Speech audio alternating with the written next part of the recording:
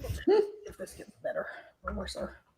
Hi, everybody. It's Amanda, and today I am sitting here with Christine Colbeck as well as Kimberly Newdorf, who some of you will know as the controversial figure, shall we say, in Aylmer, Ontario. So many of you have you joined us at the rally in Aylmer last Saturday, and we kind of wanted to break it down for you and just recap and see what's come up since then. So welcome, Kimberly. Thank you for jumping on with us. Yeah, thanks for having me. Congrats on such a successful and amazing protest, aka Freedom Rally, not anti-mask rally. Right, totally. Thanks. Right. It was a really big day. It was good. It was, wasn't it? So tell everybody how many people the police said showed up. Yeah, the police are saying there was 2,000. So that's amazing. Big deal for your little town, isn't it? Yeah, it is. And the first one, I only gave 24 hours notice and 300 people came, which is a lot of people locally for such short notice. So that means there's obviously a lot of interest and a lot of people that feel the same way. So when I gave more notice for the second one, because I wanted more people to be able to come, I mean, then more local people could come. And actually, we had a lot of people from all over Southwestern Ontario show up. So it's good. That's amazing. That's amazing. And your energy is just so uplifting and contagious. We had to catch up with you because we just loved everything about you. It was amazing. Oh, thanks. So what prompted you to organize these rallies? Well, I've been following, what's been happening, obviously, since March.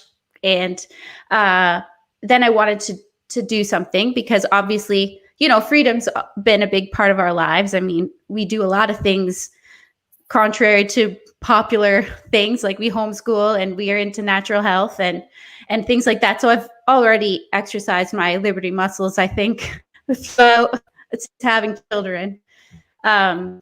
So, following what was going on and just, sharing things on Instagram was good, I guess, just for myself. But then I wanted to reach out more and kind of gather people together that thought the same way and were also educating themselves. So I hopped on to Facebook in June. I wasn't on Facebook, but I wanted to be the other voice for news articles because if I ever went on the radio and heard what was going on or what people were saying, it was just so depressing and so not actually realistic. So I wanted to, from educating myself and then following along with Vaccine Choice Canada and the Zoom calls, I wanted to be, someone on Facebook saying something different, something better, what we're all here for. So then I was able to gather up a lot of like-minded people and, you get that support and everything. And then, I've been following how people have peaceful protests all year long. Like there's this wonderful lady I follow from California, and I just admire her so much, how she has these marches and she coordinates all these people together and they come. And it was so inspiring. And I knew I always wanted to do that, but I didn't know how. So, I just kept building my community. And then somehow, I'm not sure how it happened, but on Instagram, probably following a hashtag or something, I found this 100 million moms. And Susan Stanfield had a video about how to run a lawful public march. And I was like, that's what I need to know. So I followed that outline and went from there. And just, the first event was right on coming Saturday. So it happened. And then after that, because all those people that I met online, from this area, they came. And then other people that were just encouraged from town that were so thankful that this was happening. They heard about it and they came. So that was wonderful. And then after the march, people wanted to do this a lot more often. They were like, well, every week is too much. So how about, every other week? Well, now people are like, when's the next one? I'm like, it's almost like when you have your firstborn child and they say, when are you going to have another baby? I'm like, Right? So after the second one, it's taking a bit to maybe recover because it was so big and it was such a lot of work, but it was so worth it. And the support from the people of the first rally, everybody wanted to contribute. So you network and you put it together. And so it had a lot of support, and it was an amazing, amazing event for everybody. Oh, that's awesome. So, and it was an amazing event. Like, we had so much fun. It was so comforting, the community around us. I mean, the majority of the community around us. Right. It is a majority. People, the people that are so negative and, scared, or maybe they just haven't been able to understand what's going, like some other education or what other medical professionals are saying, and weigh the options. They're very vocal, and I get it, but it's the majority it's a fear-driven base, right? These are the people that go home and turn the news on and eat dinner in front of the news, or like that kind of thing, and they don't know where else to look, because this has been their life for so long. It's the routine. You get up, you turn the news on, you have your coffee, you get in your car, you go to work, you come home, you turn the news on, you eat your dinner, you talk to your wife, that kind of, you tuck your kids into bed, and away you go. Yeah. Like, it's the norm. So talk to me about the pushback you received while organizing. Yeah, well, it was a lot of intimidation. That's really all it was. I fulfilled my duties for having a lawful public march. You have your itinerary and you have your route, and you present that to the police, and then they're obligated to take care of public safety and the traffic. But of course, in these circumstances, well, probably not in every circumstance, because there's been protests this year, and I don't know if it's been that negative for having those protests. So they did a lot of work to try and discourage this. And then along with a lot of vocal negativity online, we did consider, like, by Tuesday before the march, we were like, we'll wait it out, and maybe by Thursday we'll cancel it, because we thought it's not going to be a family-friendly event. That's what it seemed like. It does, right? The keyboard warriors come out to play. Yeah. They weren't anywhere. Well, they were in certain places, but there weren't as many as they said they were online. Thank God. Not even a quarter of the haters online, which makes me laugh. Yeah, after the fact. Right.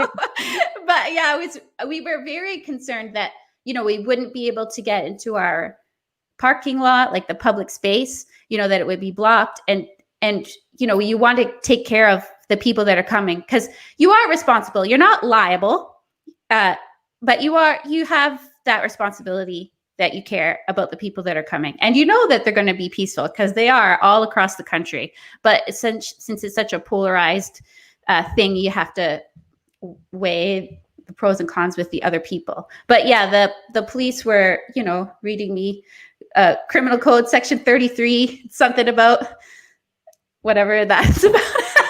It's in the letter.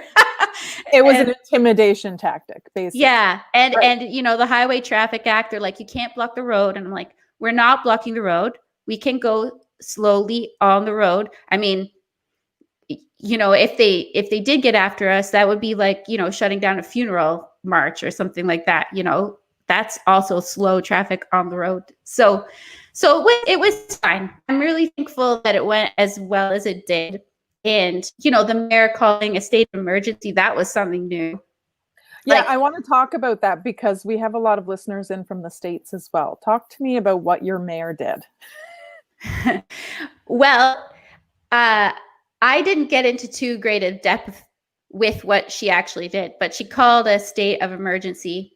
And in a sense, I think that obviously that is a huge stress on the town, like another thing to instigate more negativity and more divisiveness. And, we're having Stand Up Canada is going to go look through her state of emergency to decipher, if if what she did, it was fulfilled what a state of emergency is. Yes. So Paul is looking through that for us. But I did have really good mentors with me, and they're like, well, it didn't say that you couldn't have it. So it's like, oh.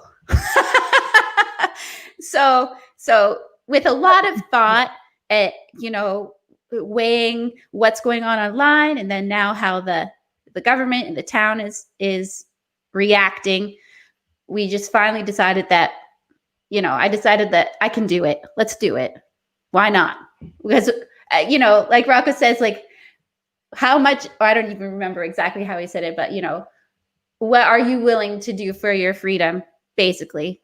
And I thought, well, pretty much anything, almost. I think, at least I can do this.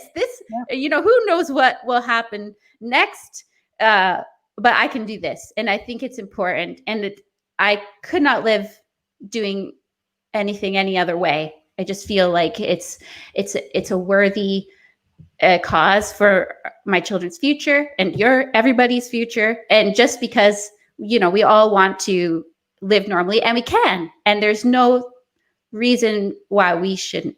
That's all.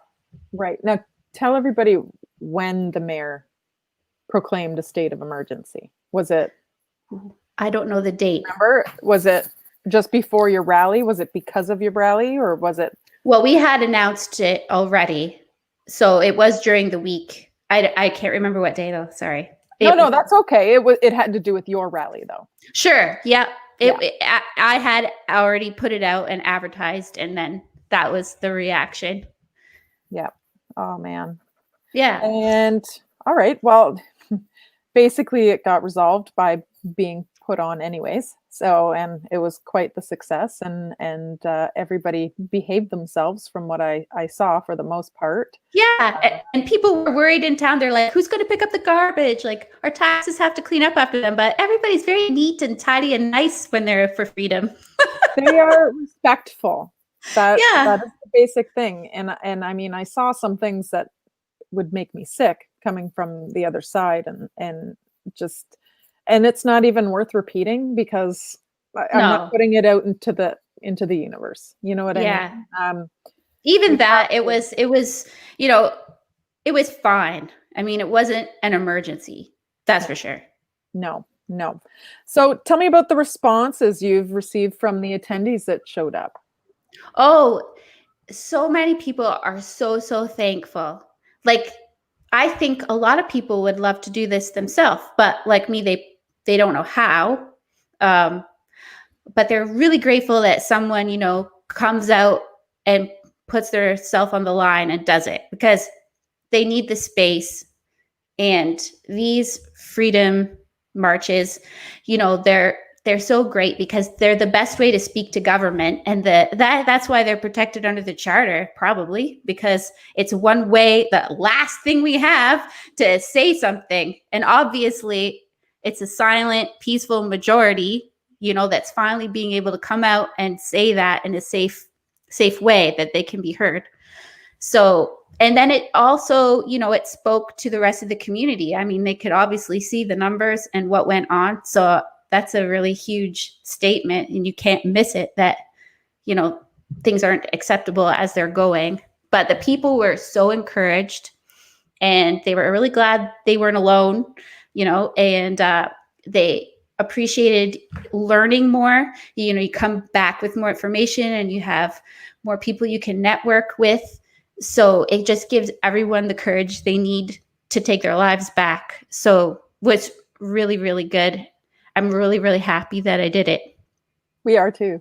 Thanks. Maybe we can do it again. Maybe.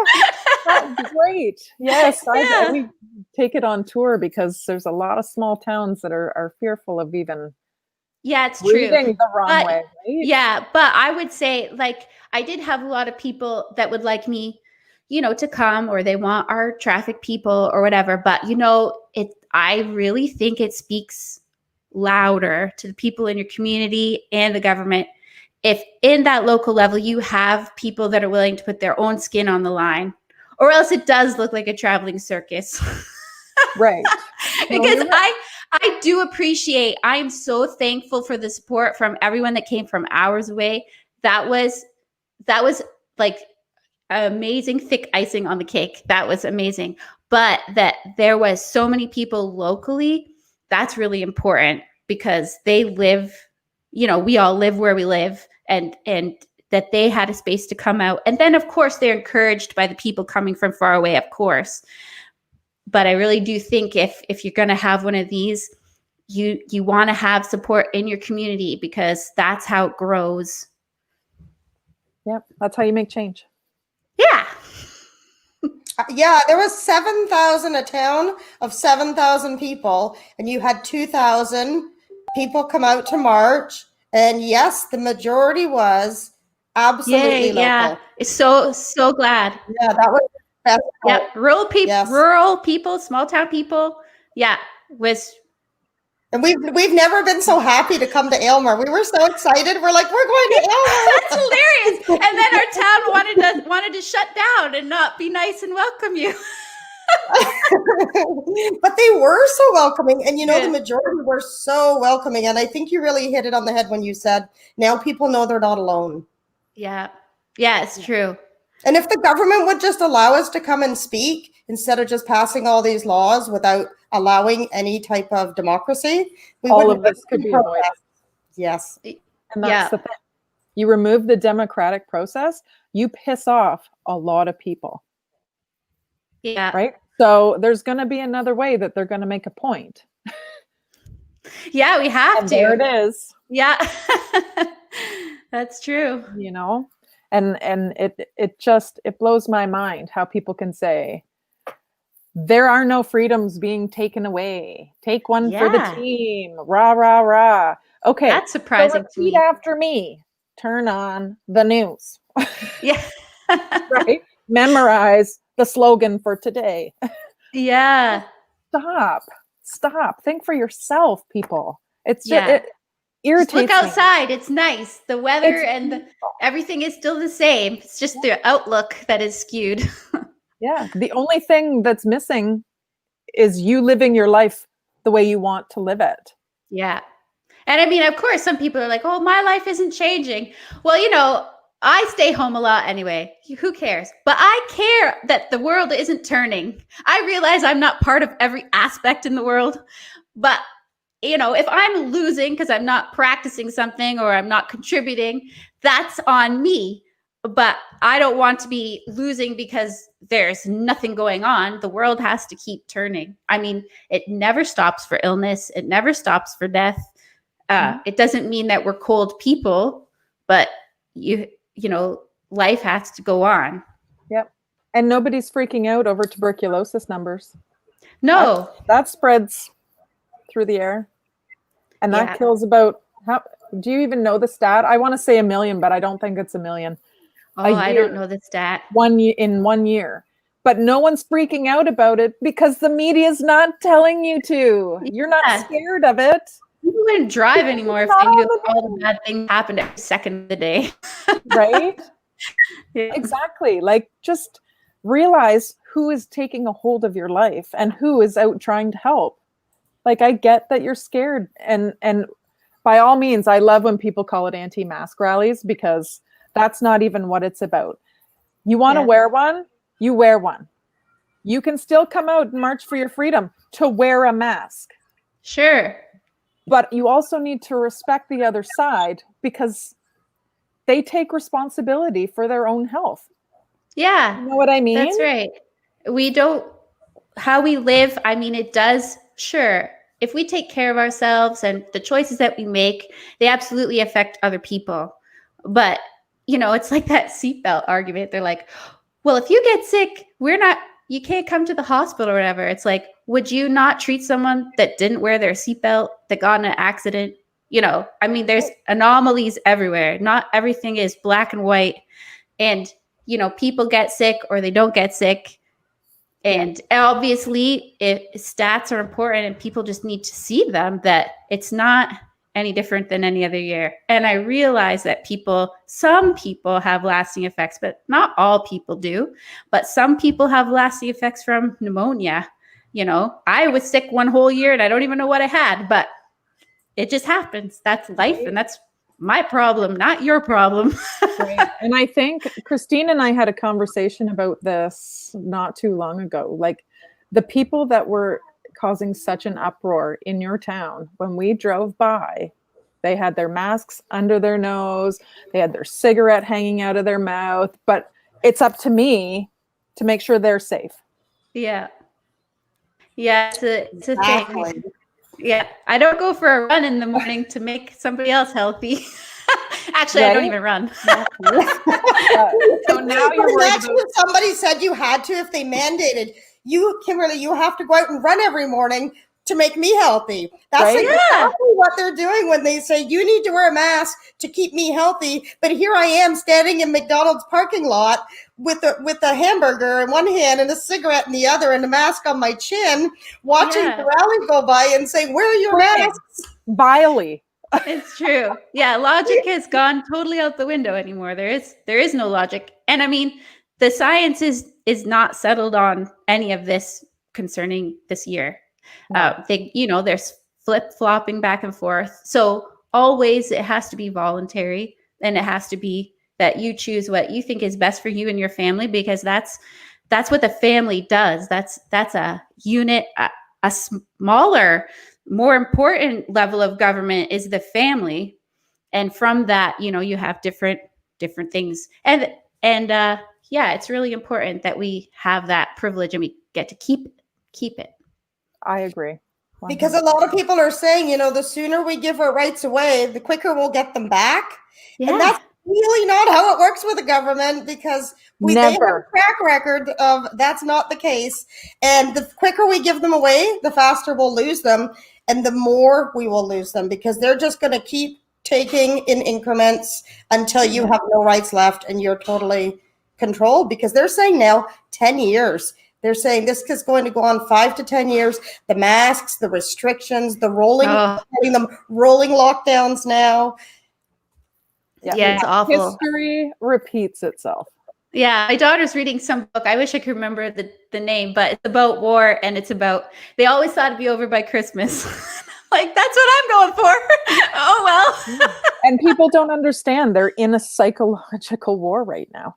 Yeah, absolutely. We're not fighting other countries. We're fighting our own governments. And people don't even see it. Like, and our neighbors. Never had to fight a war like this before. And people can downplay this all they want. But in another year, when you look back and say, I didn't stand up when those crazy people told me this was happening, right? Yeah. And now what? Yeah. You've lost your freedoms, your children's future, gone, poof, and you let it happen. Yeah. Because some of us didn't put a mask on. It's awesome. It's awesome. Anyways, I'm off topic. So talk to me. I'm sorry, guys. It makes me angry. No, it's good. Breathe. Talk to me about any of the contact you've gotten from the MSM. Have you done any interviews, or what did you think of the articles written about the protest Freedom Rally last Saturday? Were you pleased? Were you not pleased? Was there some crazy stuff going on? Well, I haven't got my local paper yet, but it's small time MSN, although they want to be big time. But I haven't read that one yet. After the first one, they asked me a lot of questions about what exactly this was about. What exactly, is what rights are we losing? It's like, and they didn't know, or I guess they just wanted me to articulate that. So we did a lot of work putting that together, and then they didn't use any of it. So I started a blog, and I put what we spend time on answering questions to there. So yeah, KimberlyNewdorf.com. Nice blog. Awesome. Anyway, so and I put the information from Stand Up Canada there too, that they shared at the second rally.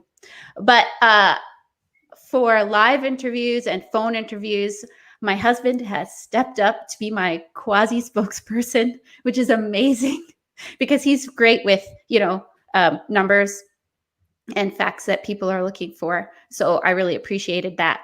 But I think the reporting was fine. I do correct it if they name somebody else that ran it, just because I want people to not be confused. And there's a lot of prejudices in this town about what's going on with who's running it or whatever. It's like a small town issue. So that's why I want to make sure that that's clear. Yeah. But yeah, it was okay. I really liked the True North did a really good article about the state of emergency. That was fabulous. They've been great to talk to, actually. Yeah, they are really good. They are really good. Yeah, but we did Terry, my husband, he did CBC and CTV. So that was great. Awesome. And David Menzies showed up from Rebel News. Yes, he did. That was exciting. It was very exciting. And that poor man got beaten on while he was down there by some the opposite side there. So yeah. See, if he was over listening to my speech, I heard my talking in the background. If he was over there, it wouldn't have happened. Got to stay on my side of the street. Do you hear that, David? Listen to Kimberly next time. I'm really thankful they came, and they've been a great support too. Yeah, just being able to talk to them and see them, it was great. And the people were so thankful too. And they did a great interview. Did you see that video that they did too? They talked to people that were at the march. Yeah. They had great responses. They're very good at speaking mic and face. I admire that. Yeah. No, I love them. So how has this affected your life in town?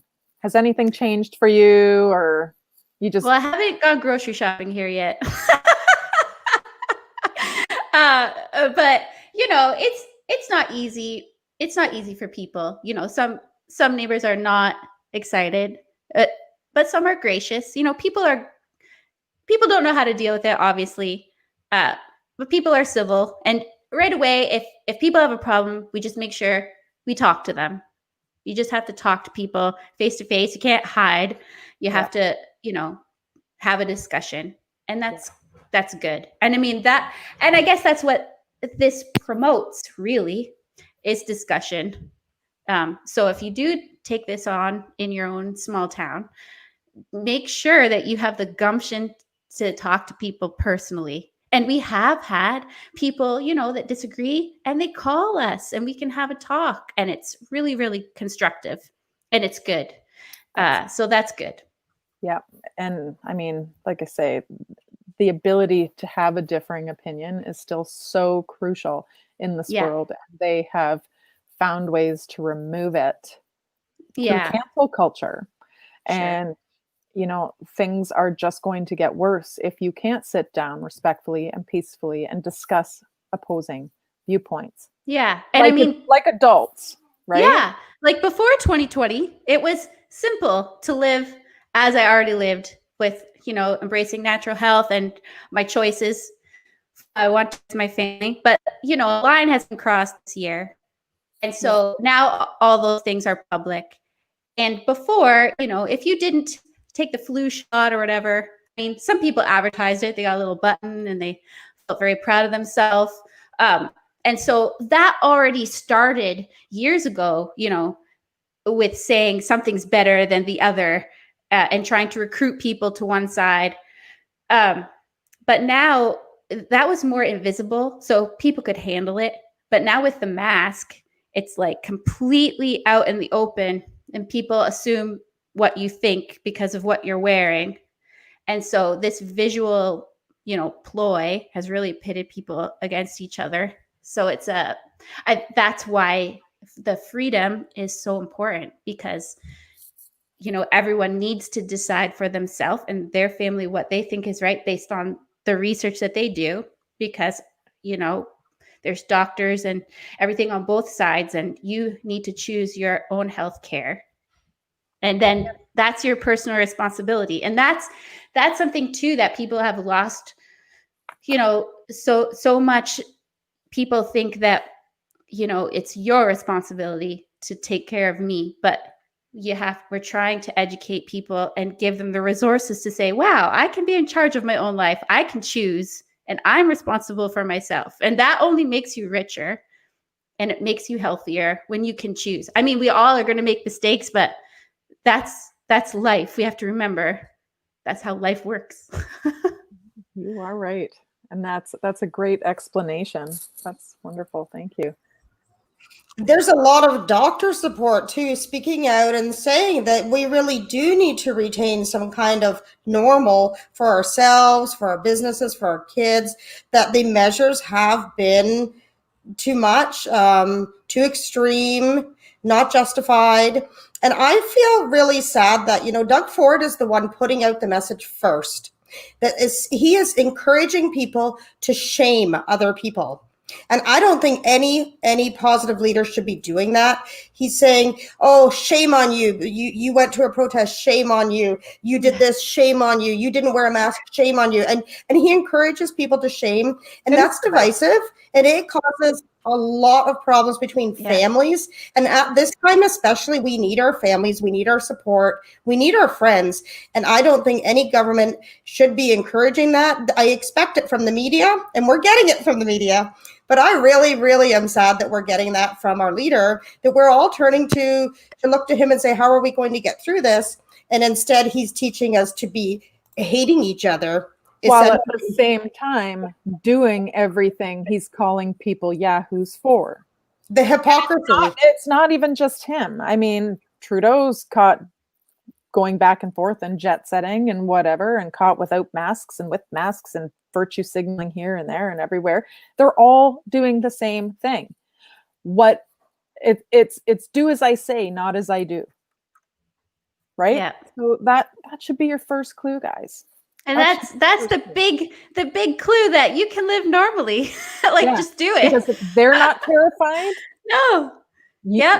You are being so bamboozled. And nobody's saying COVID doesn't exist. And we have to say this all the time because we know it exists. And it's not like we haven't experienced it in my family. People are like, just wait till you get it, or somebody gets it. We know someone who's gotten it in our family. They're fine. They're fine. What is that saying? Oh, this will make it sound. No, never mind. People might not think it's funny. I'll tell you later. Okay. No, I get it. But they say about a government, how they treat, you can judge a government by how they treat their most vulnerable. And we are definitely seeing that with this government in Ontario. How they have treated the elderly has been absolutely despicable. And now how we're treating the youngest population, they're all being forced to wear masks. Anyone over age 2 now, it's mandatory in the public to wear a mask. And yet even Sick Kids Hospital report said that masks weren't really necessary under age 10. And so again, there's the discrepancies between what the public health is saying for the government to do and then what the government is actually telling us to do. There's the discrepancy there. And so we don't know always who to believe. Who should we trust? We should be getting more clear messages, I think. And it's not happening. Yeah, there's no transparency, period. No. It's a one-sided agenda. And that it's not right when things are censored. If you can't choose for yourself, if we have to argue that there is a pandemic or not a pandemic, then that's a big red flag already. Right. Right. Yeah. No, you're 100% correct. So. And I always say, if it was a real pandemic, would the government really mandate us to buy something and wear something we are buying on Etsy? Right. Really? Yeah. I mean, I'm all about, supporting work at home moms. Sure. Yeah. But I mean, really, I want to see that scientific study that shows that they're effective or safe for anyone to go around wearing something that, you made in your kitchen. Yeah. Yeah. Save you from a pandemic. Well, and if you look from it was a few years ago when we entered into this fight too, with the nurses that didn't get the flu shots, and they were saying that they had to wear the masks, and it ended up they won. They didn't have to wear the mask because this viral transmission was not occurring. right? Or Christine, you know more about it, but Yeah, the masks were not. It was shown. They had the science to show, and we still have the science to show that masks do not prevent the spread of viral transmission. They don't. no. And that's why doctors don't wear masks in the hospital to try and prevent viruses. It's for them to, not cough and drool into somebody while they're doing surgery on them. That's really why they're there. And, and hand washing is a big thing too in the hospitals. But at no time are are these masks ever expected. Even the boxes. I was reading the surgical mask box on the side, and I went to the dentist and I was looking at the side of their mask box, and it says right on there, this will not protect you against COVID-19. Yeah. So why are we wearing them? Exactly. And so I really like the doctors who say, you know what, if you're sick, you should wear a mask. If you're vulnerable, you should wear a mask. If you have autoimmune issues, wear a mask. Or if you're scared, wear a mask. Sure. Yeah. But don't mandate everybody who's healthy to wear a mask. No. Yeah, exactly. No, exactly. It's true. And there's so much there's so much science or studies or something, people are showing that the PCR test is completely inaccurate as well. That was a fabulous presentation last night on Vaccine Choice Canada. And that will be out soon for everyone that can do math can see that, the NFL, they're testing, their cycles are so low, and then they yet have another step in there to make sure that anything that's positive, is it really, really positive, and then they don't have positives. So, right. If we're testing in Ontario at 40 cycles, that's why there's going to be a ton of cases. But let's all remember that cases don't make a pandemic. That's true. And a lot of people don't know what cycles means. Right? Oh, right. So we should do another video where we just break it down, Christine, in the terminology and whatnot, because I know a lot of people struggle with the terminology, and it makes complete sense. But just some sort of way people can understand what's being told to them instead of freak out as soon as they hear something. Do you know what I mean? Yeah. Education is key, and that's what's going to win the argument overall.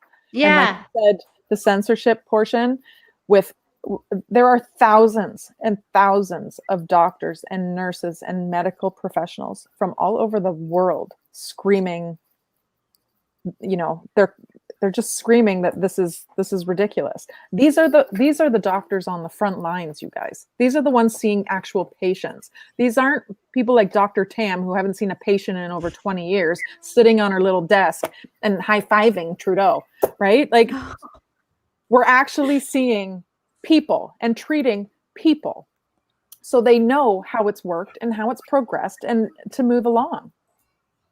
So explain to me why we can't have hydroxychloroquine or any other thing that they've come to find out actually works. You know what I mean? It would be great if doctors were free to also be doctors and, have that client or that patient doctor relationship and it not be skewed by somebody telling them what to do. I mean, that's essentially why people want to become doctors in the first place. They want to help and they want it. They can do it. I mean, but are they allowed? They need to be allowed. They need to have the permission and the trust from their patient who is investing their life and their time with them. So that's also a great reason why we have a Freedom March. Exactly. They need to be free too. Their freedom is very, very censored. Their speech is censored. What they can tell you is censored. They're saying, people need to have these doctor notes to get their kids to go to school with a mask exemption. And then they're telling the doctors, don't give out any notes to anybody because we don't want to be bombarded with. So, I mean, the messaging there, again, is not consistent. Yeah. And the message, too, that people are getting are coming from the numbers, as you mentioned. They're mentioning the total cases. What they're not talking about is actual COVID deaths. And so right now our death rate's not increasing, but the cases are increasing and the lockdown measures are increasing. And it's like, and they're saying, well, we've justified it. We have justified this because there's cases, but there's really no justification scientifically or mathematically And, and the science, like you said, isn't settled, but math is. You can all do math. Yeah. Maybe I wonder if that's why they started the new math in school. The good old Common Core. That really all these cases, when 50 to 90% of them are false positive anyway, and how many are asymptomatic, and out of all those cases that maybe fraction of a percent that could have a serious case, that the death rate is so incredibly low. And then again, even with the deaths, we're not just saying which deaths are COVID deaths, we're saying anyone who died with COVID. So if you're riding a motorcycle and you have an accident and you pass away, then you are dead by COVID. And, and the numbers are so inaccurate. I can't tell you how many people tell me that they didn't even get a COVID test and it came back positive. Wow. I have heard that, but you experienced that, huh? Yeah, Wow. so that's not personally. I didn't have a COVID test. And No, but wow. Yeah. That's why we're pushing more testing, because that gives us the more cases. Yeah. And it just causes more fear, widespread fear all over everywhere. Yeah. Well, And if we don't do the math, and they don't remove the ones that they determine are false positive. They keep that number in there. Yeah, and if they want this to disappear, they can just lower the threshold for how they're testing to the lower cycles, right? 100%. Or raise it if they want. If they want to raise it, they can get those numbers. But as soon as all the kids went back to school, every time one sneezed, they had to be tested to go back to school. So the numbers increased, and we were all so shocked. And the other day, a little girl passed out in school, or a little boy, I forget, and they made the child go and get COVID tested because they said the mask didn't cause the child to pass out after wearing it for 7 hours. That passing out's a sign of COVID now. So if you pass out wearing a mask, then you need to get COVID tested before you can go back to school. Wow. That's cognitive dissonance. That's a lot of stress. Everyone's just under so much stress. They but you are. have to, if they could just, come to a freedom rally and find out some good information, they could relax a bit and notice that politicians are living their lives, so we can too. Yep, exactly. And the amount of support at the Freedom Rally too from each other. Everybody was so friendly and so kind to each other and smiling, and we could actually see their smiles and their faces. It was just the best day ever. We had so much fun. We loved it. Fills your heart. Yeah. It's so important. It's so great. And it was so funny to see you up there on the stage addressing everyone, and you're just this little tiny person, and you have such a sweet voice, and you a sweet nature, and you can just see that in you when we see you, when we talk to you, when we hear you speak, and to think, oh my goodness, this little person caused a state of emergency in her little town, and everybody was terrified of nothing. Yeah. And then the rally happened, and it went so well, and it was so amazing, and a beautiful event for so many children were there. They were so cute, and then it was just so nice, and such a wholesome, beautiful day. The sun was shining, and the day could not have gone any better, and they could not have been any more wrong about what was going to happen to the town. The emergency was absolutely unnecessary, just like the one we had provincially not so long ago. Yeah, I would recommend that mayors embrace people coming to their town and welcome them, and try to create some unity. And just, not making people all scared of each other, and just be like, and as soon as they announce any kind of position on it, especially if it's against, the ralliers are coming. Yeah. Oh yeah. It's true. Sorry, you just shone the biggest spotlight on your town that you could possibly have done. And I'm not saying it to be a jerk, and I'm not saying no, but it's true. Just saying in general, if you don't respect people's rights and understand the Charter of Freedom, you're in for a big shock. Yeah. And your mayor got a big shock. And a couple other people got a big shock. We won't even talk about that. But anyways, I also wanted to give a huge, huge shout out to the guys from the church. What an amazing job they did running those streets. And they're awesome. They're so Unbelievable. coordinated. They got it. They got the earpiece. They got the vest. They were on top of everything. And I mean, the police were there too. They looked a little overwhelmed, but you know, they did a good Maybe job. they'll get used to it. Just kidding.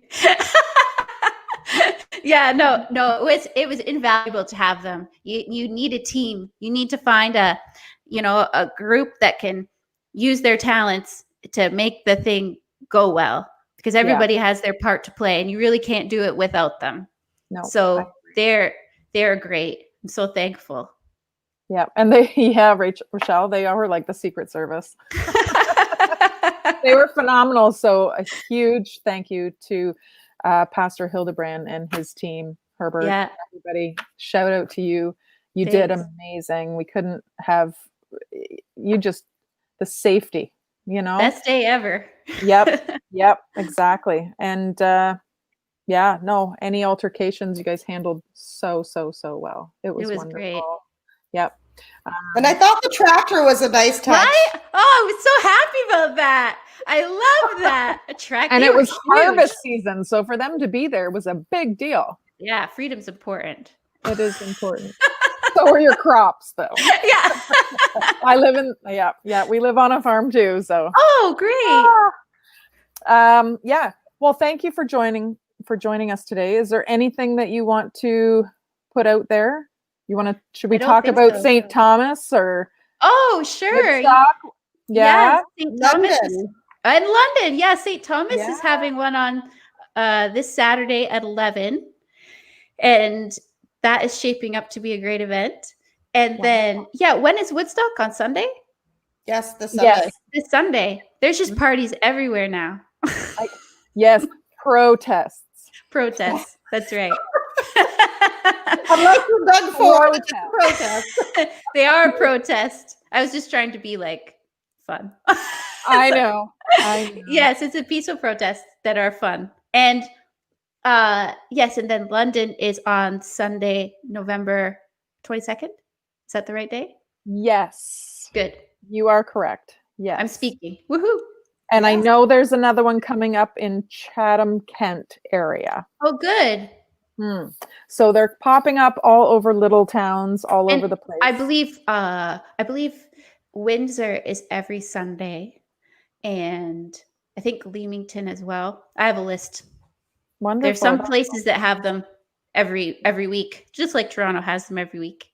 Yeah. Big one in the Tri-Cities coming up on the 28th. Mm-hmm. Oh, great. Yeah. All right. Send me a poster or whatever. with a VIP speaker. Okay. Who? Yeah. Well, we can't announce them yet. Okay. We'll send you the announcement as soon as we get it. Okay. Exactly. Good. Exactly. So thank you. Exciting. Thank you so much, Kimberly. I'm just going to put up your website here again so people can find your blog. Oh, thanks for joining us today. It was great to have you. I can't wait to run into you personally again. Yeah, it's so great. It was so good to see you girls personally. It was fun. Anytime. I'm really thankful to be connected to you both. And we are too. Thanks for coming out today, and hopefully we'll catch up with you again shortly. Yeah, that would be great. Awesome. Okay, guys, I hope you have a great day. And we were sitting down with Kimberly Newdorf, who organized the Aylmer protest last weekend. So we were just catching up, touching base to see about the recap on that. So we are just ending broadcast. You can catch that from the beginning soon enough. Give us a like, share, comment, the whole 9 yards. Push the algorithms right up. All right. And we will talk to you soon. Have a great day. Thanks. Bye.